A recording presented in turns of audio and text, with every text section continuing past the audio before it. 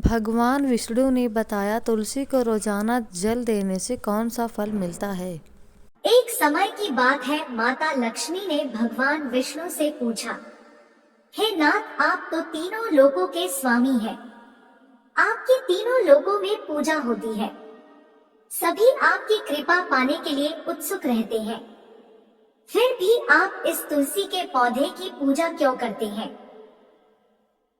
इसे रोजाना जल क्यों चढ़ाते हैं? मैं इस तुलसी के पौधे को जल चढ़ाने का महत्व जानना चाहती हूँ।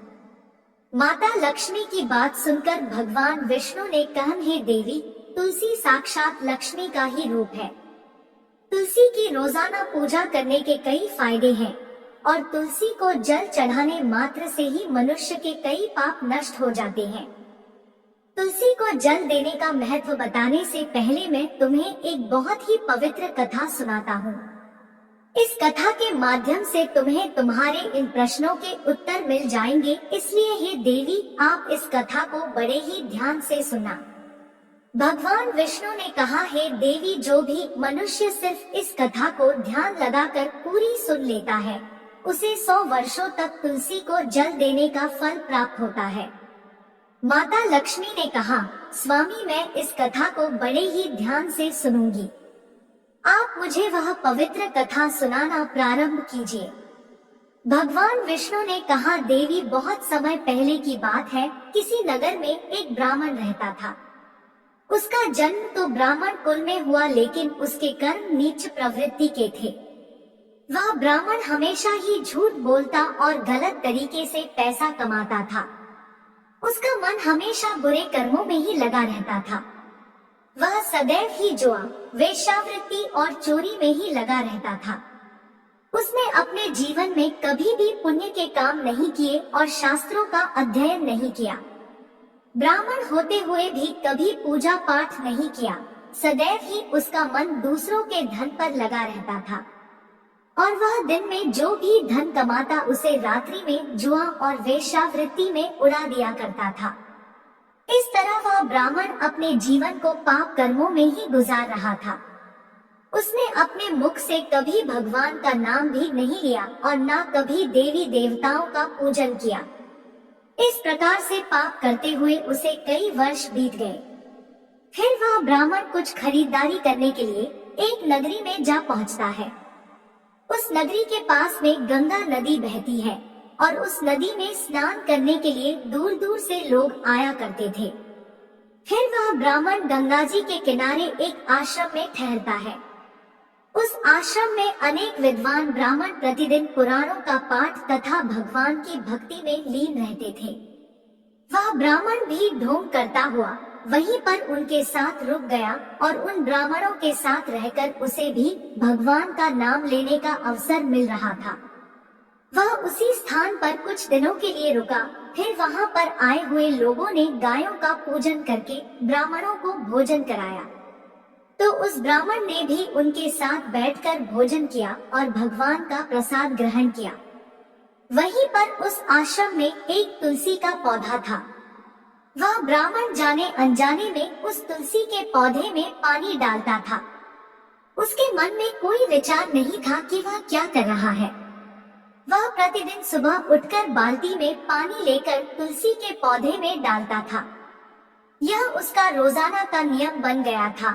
फिर एक दिन की बात है, वह आश्रम में सोया हुआ था, तभी अचानक उसके पास एक काला सर्प आया और उस काले सर्प ने उसे नींद में ही डस लिया और थोड़ी ही देर में उस ब्राह्मण की नींद में ही मृत्यु हो गई। और जब सुबह दूसरे ब्राह्मणों ने उसे इस अवस्था में देखा तो उन्होंने उसके मुख में तुलसी पत्र और तुलसी का जल डाल दिया। फिर उन ब्राह्मणों को पता चला कि उसकी तो मृत्यु हो चुकी है।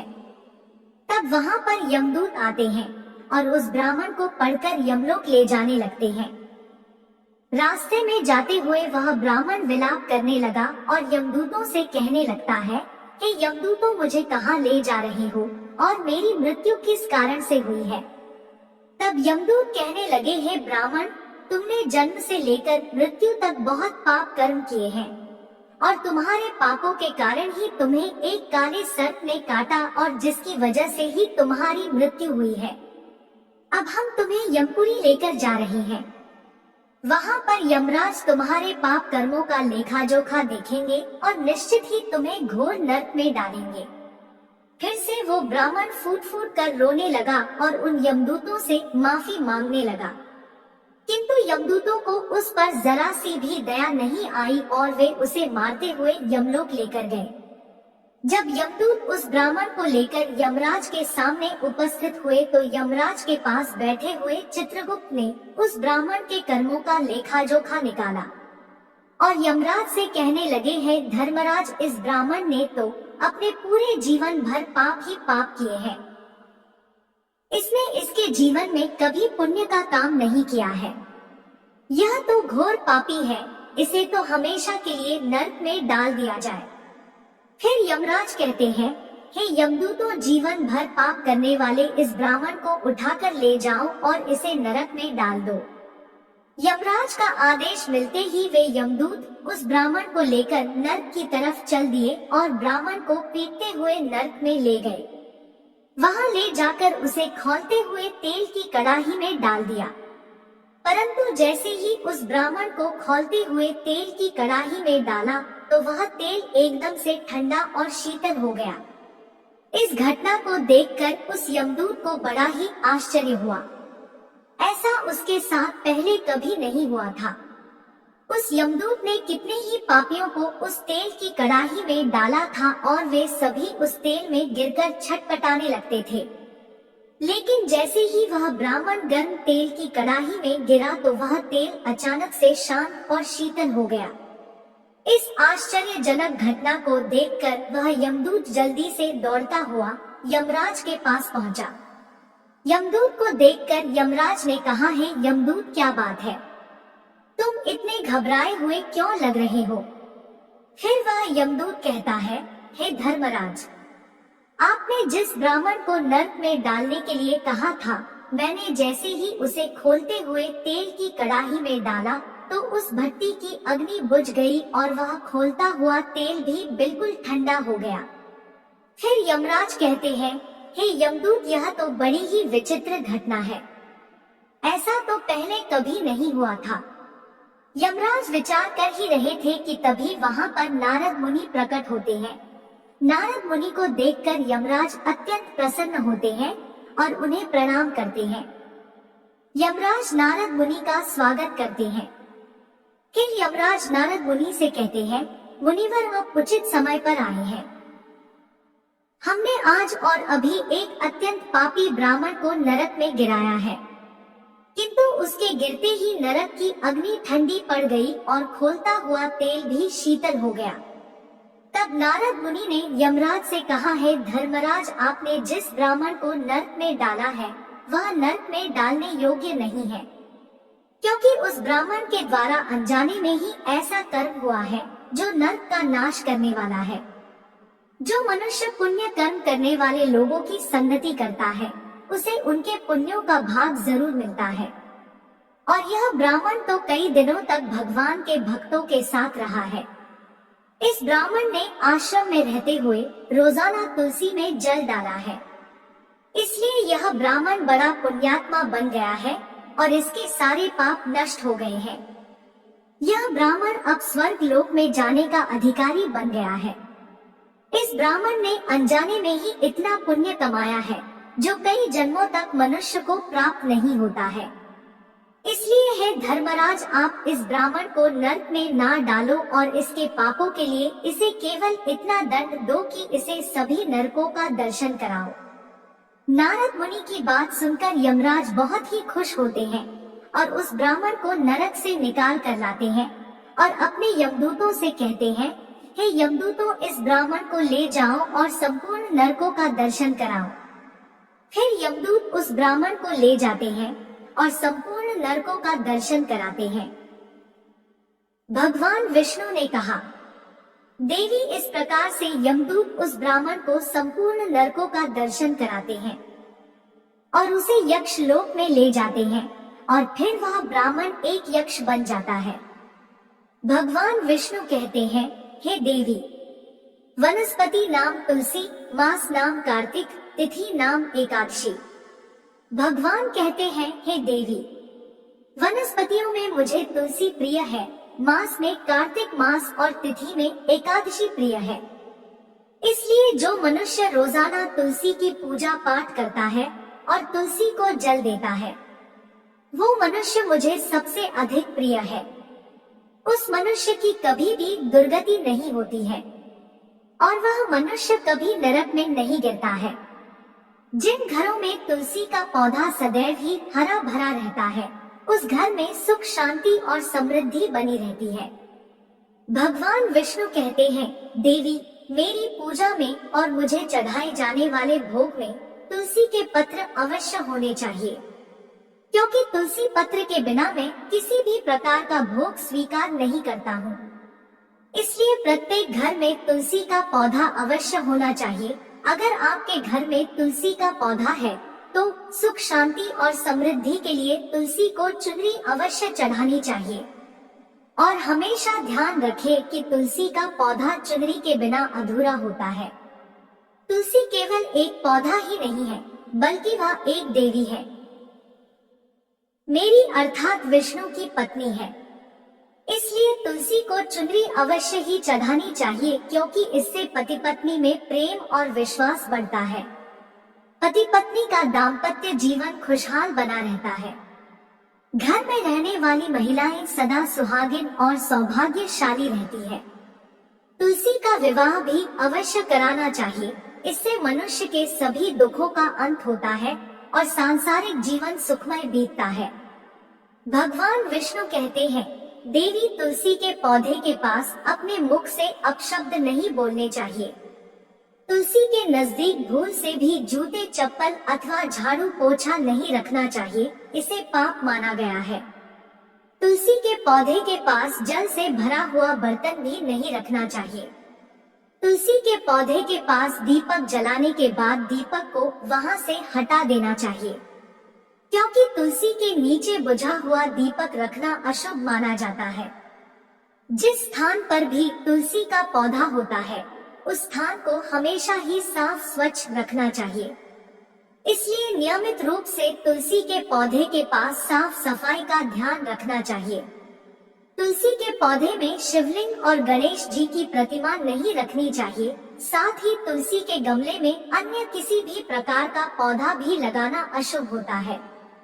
तुलसी के पौधे के पास कपड़े भी नहीं सुखाने चाहिए, अन्यथा कपड़ों का गंदा पानी तुलसी के पौधे पर गिर सकता है। और हमेशा ध्यान रखना चाहिए कि तुलसी के पत्र को नाखून से नहीं तोड़ना चाहिए, इससे तुलसी का अपमान होता है। यदि तुलसी के पत्ते सूखकर गिर जाते हैं तो उन्हें कचरे में नहीं फेंकना चाहिए, क्योंकि वे पत्ते पैरों के नीचे आते हैं, जो अच्छा नहीं होता है। उन पत्तों को आप तुलसी की मिट्टी में ही दबा दे। भगवान विष्णु कहते हैं, हे देवी, रविवार के दिन तुलसी के पत्ते नहीं तोड़ने चाहिए और रविवार को तुलसी को जल भी नहीं चढ़ाना चाहिए।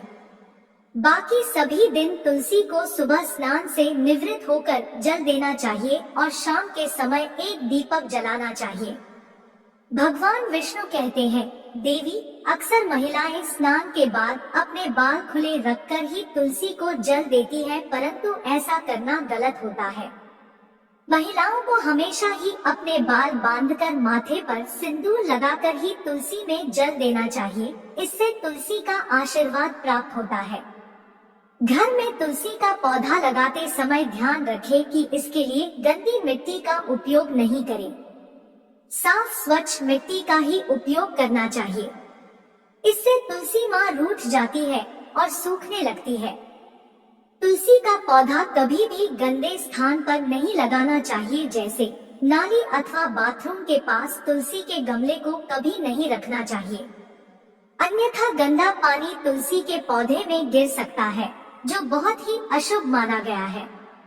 घर में तुलसी का पौधा कभी सूखना नहीं चाहिए। शास्त्रों में ऐसी मान्यता है कि तुलसी का पौधा सूखना अकाल मृत्यु की सूचना देता है।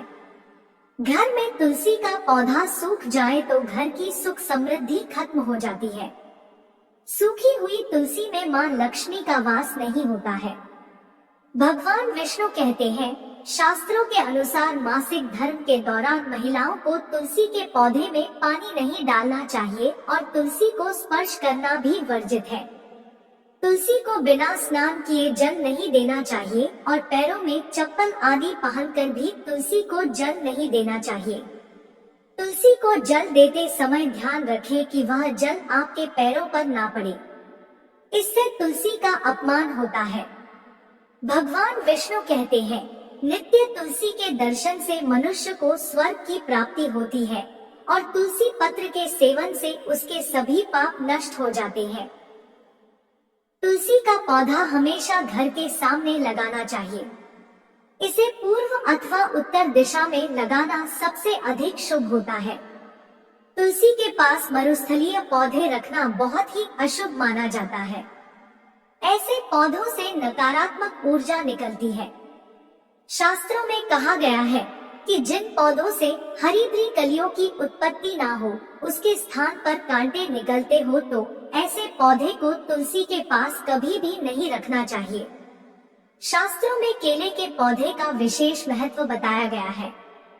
अगर तुलसी के पास केले का पौधा लगा देते हैं तो कई गुना अधिक लाभ प्राप्त होते हैं। भगवान विष्णु कहते हैं, केले के पौधे में देवी स्वयं मेरा वास होता है। इसे तुलसी के पास लगाने से घर में सुख समृद्धि आती है। तुलसी के पौधे में शालिग्राम भी अवश्य रखना चाहिए। तुलसी के गमले में शालिग्राम रखने से तुलसी का और भी अधिक शुभ प्रभाव आपको देखने को मिलेगा। शालिग्राम मेरा ही रूप है। यह काले रंग का पत्थर होता है जिसे विलक्षण और मूल्यवान माना गया है। इसे अगर तुलसी के गमले में रखेंगे तो आपके घर तुलसी का और भी अधिक शुभ प्रभाव आपको देखने को मिलेगा। शालिग्राम मेरा ही निराकार रूप है। यह काले रंग का पत्थर होता है जिसे विलक्षण और मूल्यवान माना गया है। इसे अगर तुलसी के गमले में रखेंगे तो आपके घर से संपूर्ण नकारात्मक ऊर्जा नष्ट हो जाएगी। घर में केवल एक ही शालिग्राम की पूजा करनी चाहिए। भगवान विष्णु कहते हैं, देवी मेरी मूर्ति से कई गुना ज्यादा उत्तम होता है शालिग्राम की पूजा करना। शालिग्राम को चंदन लगाकर उस पर एक तुलसी पत्र रखना चाहिए। प्रतिदिन शालिग्राम को पंचामृत से स्नान कराना चाहिए। ऐसा करने से मनुष्य के सभी जन्मों के पाप नष्ट होते हैं। शालिग्राम सकारात्मक और सात्विकता का प्रतीक होता है। इस प्रकार भगवान विष्णु ने माता लक्ष्मी को तुलसी के पौधे को जल देने का महत्व बताया और घर में तुलसी का पौधा लगाने के सभी नियम बताए। जय श्री कृष्ण। अगर वीडियो पसंद आई हो तो हमारे चैनल को सब्सक्राइब करें। धन्यवाद। जय श्री राम।